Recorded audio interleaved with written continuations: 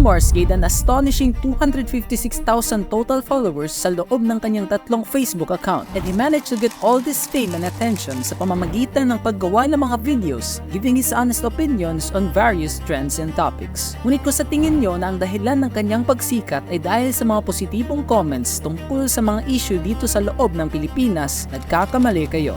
Hi, ako si AC. At sa video ito, iisa-isahin natin ang mga walang kwentang opinyon ni Tito Mars tungkol sa mga iba't ibang sikat na controversies sa loob ng Pilipinas. In character lagi siya na Hindi, kailangan niya legends parang ganun. Yun ang kanyang character, yung parang bad publicity ang habo niya. Si Maron Arid Osabel, o mas kilala sa pangalan na Tito Mars, ay isang content creator na gumagawa ng mga videos tungkol sa mga sikat na topics. At ang mga content na ginagawa ni Tito Mars ay isa sa mga bagay na matatawag nating unique o hindi pangkaraniwan dahil sa sobrang galing niya magpainis ng mga tao kahit wala naman siyang ginagawa. At simulat sa pool pa lamang makikita na natin ang ugali ni Tito Mars na parang kulang siya sa atensyon na galing sa mga tao, and he needs that constant attention para mabuhay sa mundo. Mula sa mga Facebook post niya noong 2011 na thank you sa nag-like hanggang sa mga post niya noong 2012 na text me, walang katekste, makikita talaga natin na he really loves to seek for attention. Kaya some people call him papansin while others call him ugaling kanal. Dahil kahit hindi mo kilala si Tito Mars, kung maririnig mo ang kanyang mga opinyon sa iba't ibang mga bagay, tsak nasasabay ka talaga sa panahon natin at kukulo talaga ang dugo mo. Isa na lamang sa kanyang mga opinyon ay ang issue ng isang bata na ginawang baunan ang lalagyan ng sabon panghugas. While other people showed their sympathy patungo sa bata, offering their help like, willing po ako magbigay ng pambili nila ng lunchbox, konting help po para sa magulang at sa bata. Mayroon namang ibang pananaw si Tito Mars patungo sa issue na ito. Smart dishwashing liquid paste. And take note, hindi pa tinanggal yung label bago man lang sana nilagay yung pagkain. Hindi natin alam kung ano yung backstory. But I suppose, tingin ko, medyo nasa less fortunate family yung bata. And it's not an excuse. In the own words of Tito Mars, tinawag niya itong unhygienic at wala daw common sense ang magulang ng bata. Sentido komon na dapat yung pagkain is hindi nilalagay sa lagayan ng sabon.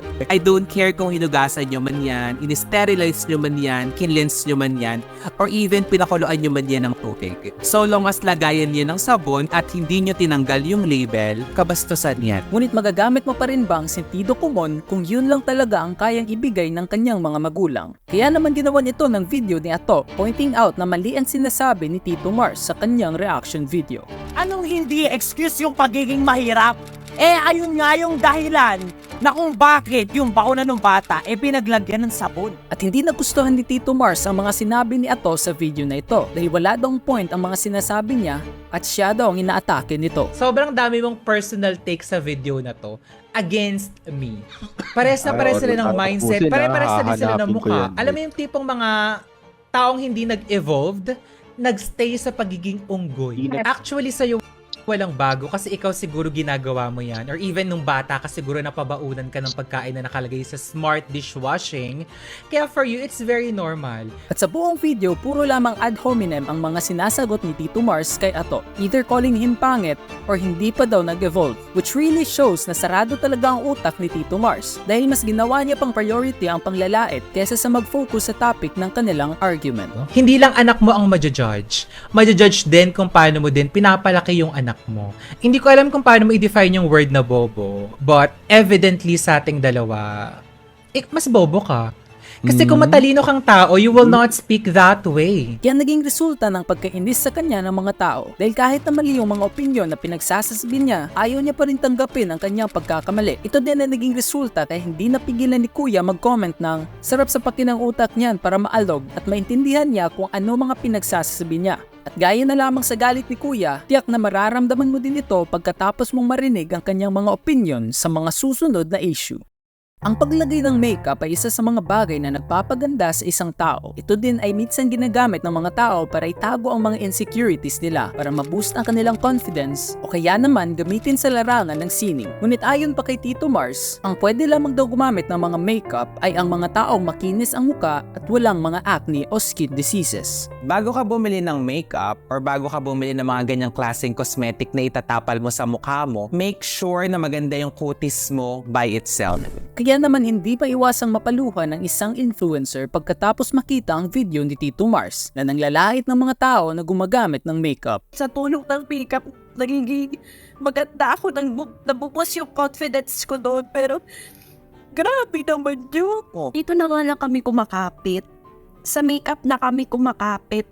Sinabi ba naman na kahit mag-makeup ka, hindi ka pa rin kagandahan? It is also ironic dahil unang-una sa lahat, sumikat si Tito Mars sa pamamagitan ng pagiging feminist and promoting the value of women empowerment. Pero makikita natin na marami siyang mga binitawang salita na hindi maganda patungo sa mga babae. At napapansin din ito ng ibang mga tao gaya ng, ito rin yung nasa isip ko eh. Isa sa mga sikat na contents niya yung about sa women empowerment. Tapos ngayon, sobrang kabaliktaran na pinagsasabi niya, which is a really bad move para kay Tito Mars. Dahil in the first place, wala siyang karapatan para makialam sa mga tao kung gagamit pa sila ng makeup o hindi. And instead na madadagdagan ng mga taong sumusuporta sa kanya, mas lalo lamang nadagdagan ng mga haters niya dahil sa mga sinasabi niya sa videong ito. Tito Mars, makeup shamer, may superiority complex, high and mighty. Sa totoo lang, makeup makes people feel good and happy. Makeup can boost your confidence. Parelevant yan palagi, parang siya yung low budget real talk darbs. Tito Mars then proceeds to correct everything by uploading a video na kung saan sinabi niya na out of context lamang daw ang lahat ng ito. Actually, talagang na out of context talaga. Sobrang daming tao talagang hindi nakaintindi ng buong video. Siguro akala ninyo na yung point ko doon is huwag kayong mag-makeup kung hindi naman flawless yung skin ninyo. Hindi naman ganun yung sis. Yun sa akin lang sis, ay hindi nakakaalam ng buong context o ng buong mensahe ko dun sa video na yun is, sa akin, imbes na bumili kayo ng mamahaling makeup, unahin ninyo yung skincare ninyo. Pero makikita natin na ang video ito ay puno lamang ng panggagaslight dahil hindi daw niya sinabi na huwag mag-makeup kung hindi flawless ang skin. But it was clearly stated in his own words na Bago ka bumili ng makeup or bago ka bumili ng mga ganyang klaseng cosmetic na itatapal mo sa mukha mo, make sure na maganda yung kutis mo by itself. Gayunman, ipinagpatuloy pa rin ni Tito Mars ang panggagaslight sa kanyang mga audience at makalipas ang ilang mga araw, paunti-unti nang nawawala ang drama na ginawa niya, which gave him an idea to create another drama to stay relevant sa platform, and he decided to attack the Mangyan tribe. Ito ay isang video ng mga magkasintahang nakapila sa isang kasalan ng bayan sa loob ng Mindoro at makikita natin ang kasiyahan sa kanilang mga mata habang naghihintay matawag ang kanilang pangalan. Ngunit iba naman ang pananaw ni Tito Mars dito. Chinelas lang sila, tapos nakapambahay. Kala ko nakapae, chinelas nga. Ito nakapaa. Nagsimula ang video ni Tito Mars with him stating the obvious na kung saan mukhang hindi niya nagustuhan ang mga suot ng mga mangyan. He then compared it sa kasalang bayan sa Pampanga. Dahil magara daw ito, making it look like na hindi niya nagustuhan ang kasalang bayan ng mga mangyan dahil hindi daw magara ang mga suot nito. Tapos napanood ko rin yung kasalang bayan sa San Fernando, Pampanga. Dun sa nanay ni Nicole Kaluwag. Ay naku te, parang super bongga nun. At bago matapos ang video, may mga sinabi siyang quote-unquote lesson patungo sa mga mangyan sa video. Ito talaga isang patunay na sobrang hirap talaga maging mahirap. Di ultimo pang kasal nyong mag-asawa na isang beses lang mangyayari sa habang buhay. Wala ka man lang maging, alam mo yun, maayos na kasuotan. At nang dahil sa video ito, inulan ng backlash ang page ni Tito Mars with tweets about him stating, sino ba yung Tito Mars na yan? Basta na lang may ma-content, degrading yung reaction on Mangyan communities and to Mindoreños. And some people creating a reaction video talking about the mistakes Tito Mars made. Ay, nako, Tito Mars. Ito na naman tayo. Napasma na naman yung bibig mo. Ating, sis, I understand that you only speak your mind, but being brutally honest is not nice. Tito Mars then realized na marami ng mga tao ang nagagalit sa kanyang opinion, resulting in him apologizing dahil sa ginawa niyang video patungo sa mga mangyan. Pasensya na ho sa inyong mga mangyan, lalong-lalo na kung feeling po ninyo is nilait ko po yung culture ninyo, nilait ko po yung pananamit ninyo, nilait ko po kung paano po kayo mag-celebrate ng wedding po sa lugar ninyo. Which made the backlash stop for a little while. Pero Tito Mars was craving for the feeling na mapansin siya ng mga tao. He wanted drama, so in order to stay relevant, he decided to attack the cosplay community.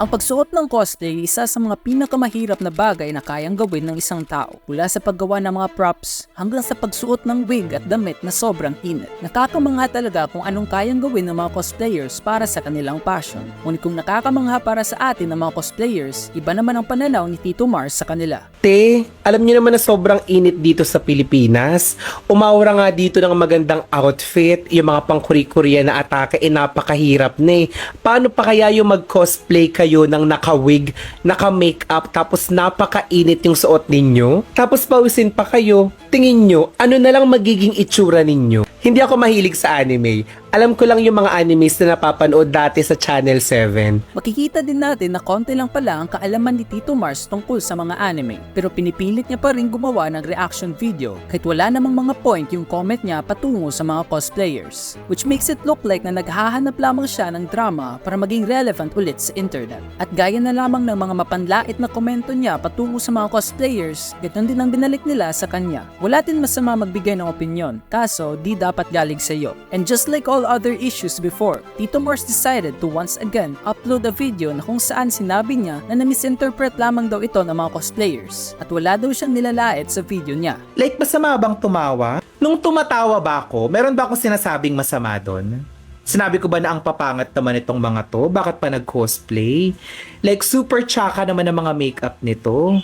Like, bakit gano'n naman yung wig? Bakit gano'n naman yung outfit? Bakit pa tong mga to nag-cosplay at chuchu ganyan-ganyan? Sinundan niya agad ito nang hindi daw siya magsusorry dahil hindi naman daw niya intensyon na laitin ang mga cosplayers. Sa mga cosplayers na na-offend at gusto nyo ho akong mag-public apology, I'm sorry pero hindi ko ho gagawin yan.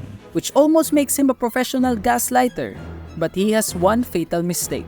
You see, ang mga tao ngayon sa social media ay hindi na tulad dati na walang alam sa mga pangyayari sa loob ng internet at hindi na madaling ma-manipulate. And just like his other controversies, nagkaroon na naman ng reason ng mga tao para mas magalit pa sa kanya. With some people posting their opinions about Tito Mars. Di ka pala fan ng anime. Why are you reacting like you know what's happening? Bago ka manlait ng cosplayers, try to look at yourself first bago ka mag-react. Sana kung wala ka talagang kasikatan, try mo na lang manahimik or maghanap ng ibang kabibohan. Si Tito Mars na walang alam sa cosplaying is tinatawanan niya yung cosplay ng mga cosplayers. Okay lang sana kung yung tinatawanan niya is yung content, pero since yung cosplay ng tao yung tinatawanan niya, doon na nagka-start ng problema na issue. He never really shows his empathy patungo sa mga taong ginagawa niya ng content. And most importantly, he never takes accountability for the actions he make. Na kahit simpleng sorry man lang sa kanyang mga sinabi, ay hindi niya magawa. At ang dahil sa video na ginawa ni Tito Mars, the cosplay community will always see him as a joke. Nagagawin talaga ang lahat just to stay relevant.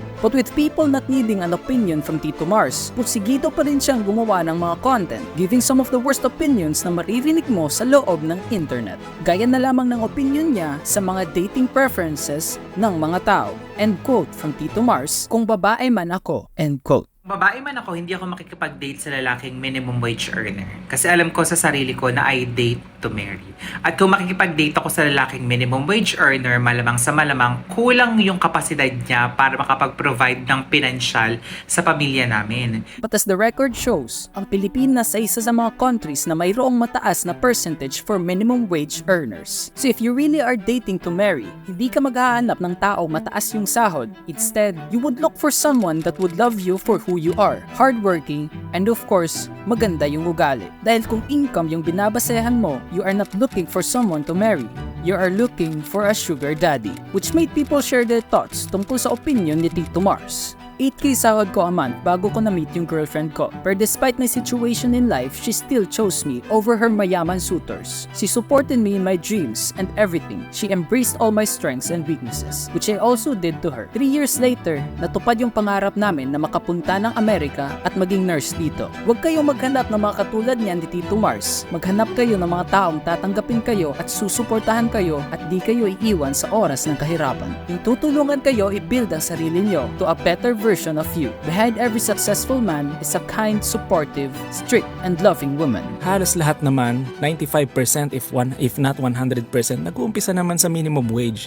Given the fact na nandito tayo sa third world country, Later in the video, he also said na mapipilitan daw siyang magtrabaho kung hindi malaki ang sahod ng lalaki. At kung makikipag-date ako sa lalaking minimum wage earner, malamang sa malamang kulang yung kapasidad niya para makapag-provide ng pinansyal sa pamilya namin. So ang mangyayari, mapupwersa akong magtrabaho. Magtatrabaho kaming dalawa kasi ngayong kinikita niya kulang para mabuhay ako at yung anak ko. But there is nothing wrong kung magtatrabaho ang babae. It means you have your own money at hindi ka naaasa sa pera ng lalaki. And as a person who promotes feminism and empowering women, bakit nga ba parang umaasa ka sa lalaking malaki ang sahod para buhayin ka? At hindi pa siya nakontento at gumawa pa siya ng isa pang video, adding to his delusions na quote-unquote kung babae man ako. Na kung ako magiging babae, hindi ako papayag makipag-date sa fishbowlan, tas ako magbabayad, maglakad-lakad sa park, mag-aya ng Netflix and chill. Ako naman yun. Is it really wrong to have a walk in the park with someone you like na kung saan magkwekwentuhan kayo tungkol sa mga favorite hobbies na gusto nyo? Kaya paunti-unti ko nang nakikita kung bakit palaging ganito yung mga opinion ni Tito Mars sa mga iba't ibang bagay tungkol sa pagiging babae. At yun ay dahil kahit kailanman ay hindi niya mararanasan ang mga bagay na iyon. And it is his coping mechanism na makialam sa mga bagay na wish niya na mangyayari sa kanya. Gaya na lamang ng pagsikat ni Diwata. Wala na, panis ka na kay Diwata, nasa Batang Quiapo na.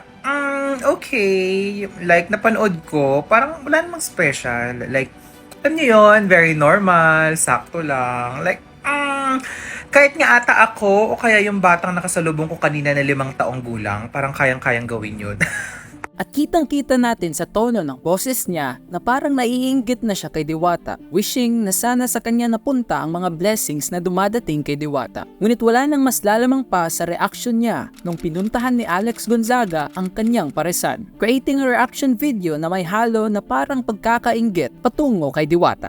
So, hindi lang pala sa Batang Quiapo nasama si Ate Diwata. Dahil tag kayo ng tag sa akin, nalaman ko na rin nakasama na pala siya sa vlog ni Miss Tony Gonzaga. Okay. Tignan nga natin itong mga ate. And that's when we know na kahit anong gawin Tito Mars, as long as he's using hate to grow his audience and talking nonsense opinions just to stay relevant, people will only know him as the person na nagpapapansin at nakikisawsaw sa mga sikat na topics. Kahit wala namang point ang mga sinasabi niya.